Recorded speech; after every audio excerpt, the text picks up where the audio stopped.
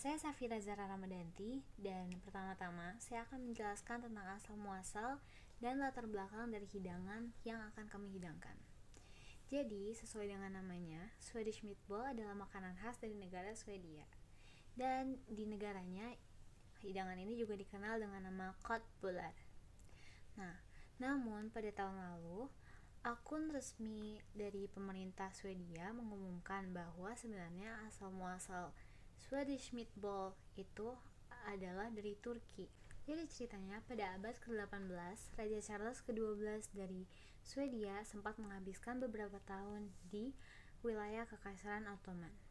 Hal yang melatar belakangi kunjungan tersebut adalah Raja Charles sedang mencari sekutu untuk membantunya melawan pihak Rusia. Nah, konon saat itu Raja Charles kembali ke Swedia dengan membawa dua hidangan khas dari Turki, yaitu adalah kopi Turki dan kofte. Kofte adalah bola daging yang berisi daging sapi dan daging domba. Selanjutnya ada alasan pemilihan. Jadi, alasan kami untuk memilih Swedish Meatball sebagai produk kami adalah sebagai usaha untuk menyelesaikan kriteria penilaian pelajaran PKWU serta sarana bagi kami untuk mengembangkan skill memasak dan juga hiburan. Jadi, makanan ini kami pilih karena memberikan kami suatu kepuasan dan juga memang karena kami menyukai makanan ini. Makanan ini juga terkesan familiar dan juga terjamin karena makanan ini merupakan salah satu makanan dari toko peralatan terbesar IKEA. Maka dari itu, hampir semua orang pasti sudah tahu dan sudah mendengarnya. Selanjutnya ada alat-alat dan bahan. Yang pertama, bahan-bahan untuk membuat bola-bola daging. Yang pertama, ada 250 gram daging sapi giling. Kedua, 4 siung bawang merah dihaluskan. Yang ketiga, 2 siung bawang putih dihaluskan. Selanjutnya ada setengah sendok makan saus tiram, 1 sendok teh minyak wijen, secukupnya gula garam merica, dan 1 butir telur. Selanjutnya, bahan-bahan untuk membuat mashed potato. Yang pertama, ada 3 butir kentang ukurannya besar, total beratnya sekitar 400 gram. Yang kedua adalah 300 ml susu UHT full cream. Yang ketiga, setengah sendok teh garam, lalu 1/4 sendok teh lada hitam bubuk, 1 sendok teh parsley bubuk, dan yang terakhir 100 gram keju cheddar parut.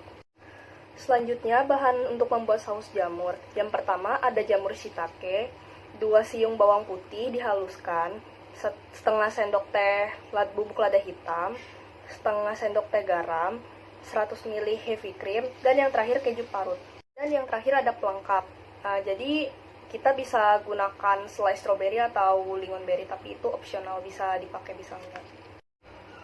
Lalu ada alat-alatnya, yaitu kompor, panci, spatula, sendok dan garpu, penumbuk, saringan, pisau, sarung tangan, plating, capitan, dan juga mangkok kecil.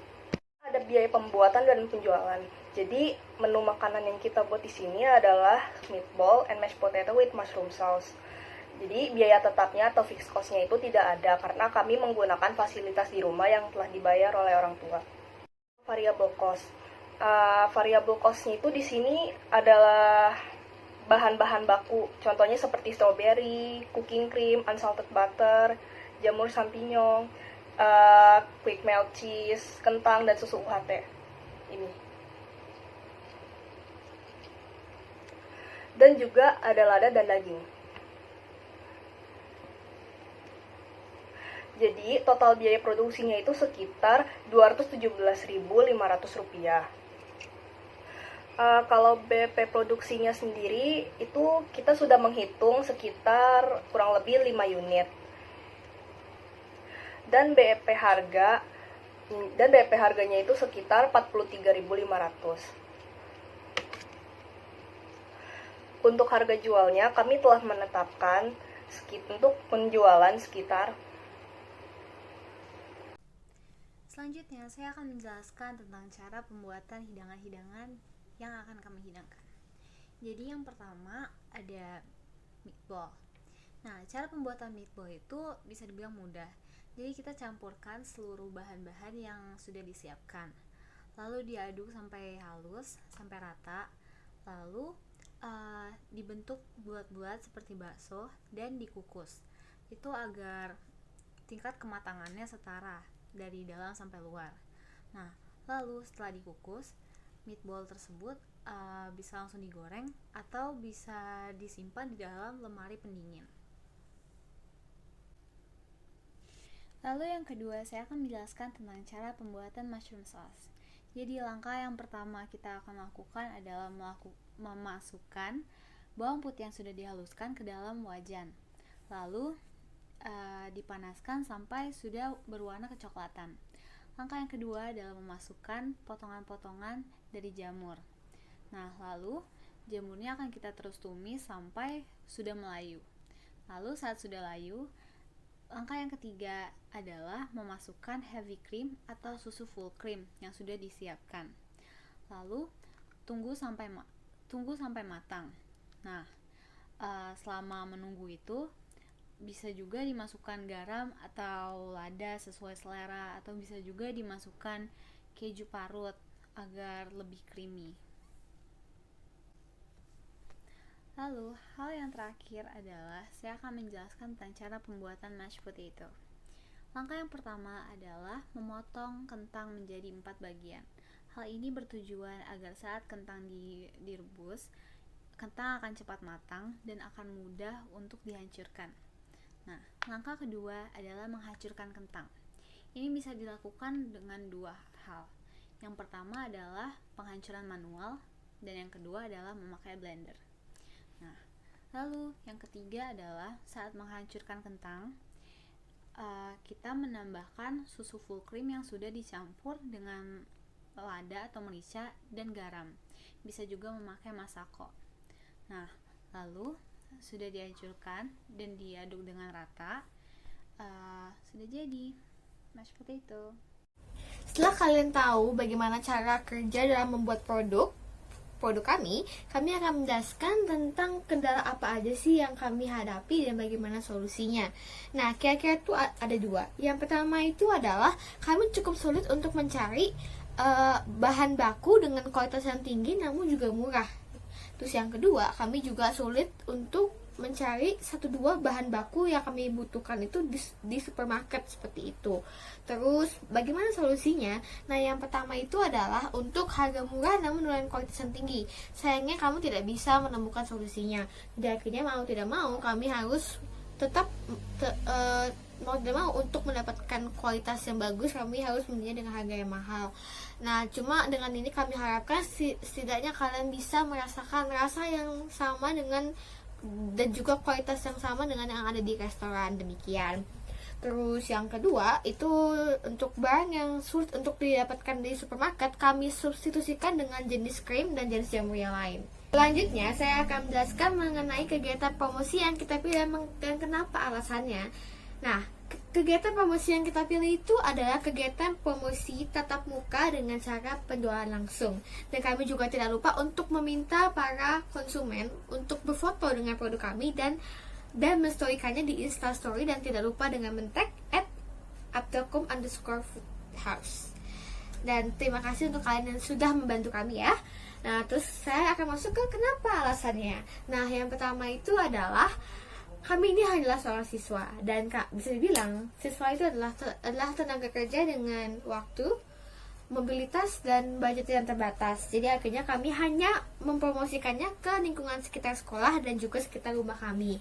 Nah, terus yang kedua adalah setelah kami teliti, itu ternyata tatap muka itu secara tidak langsung menumbuhkan kepercayaan konsumen. Kenapa?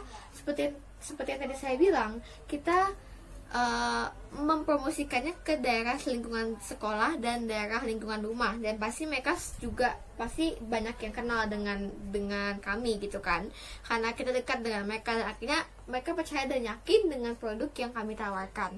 Nah, alasan yang ketiga adalah setelah kami lakukan dan juga kami dari awal sudah begitu yakin kalau misalnya tatap langsung itu bisa membangun koneksi dan kesetiaan yang erat dengan para pelanggan seperti itu. Dan dengan pelanggan yang setia, kita bisa membangun koneksi yang lebih luas lagi lewat mereka. Nah, Selanjutnya, kami akan menjelaskan kesimpulan dan juga pengalaman apa aja sih yang kita pelajari setelah melakukan kegiatan usaha ini. Tonton terus ya. Kesimpulannya, kami menggunakan peluang ini sebagai usaha untuk mengembangkan skill memasak dan juga sebagai pengalaman berharga. Untuk proses usaha secara keseluruhan, kami cukup mencapai kepuasan. Namun, yang kami lakukan tidak sepenuhnya sempurna. Masih ada hal-hal besar maupun hal kecil yang harus kami evaluasi, terutama di bagian penjualan dan juga promosi.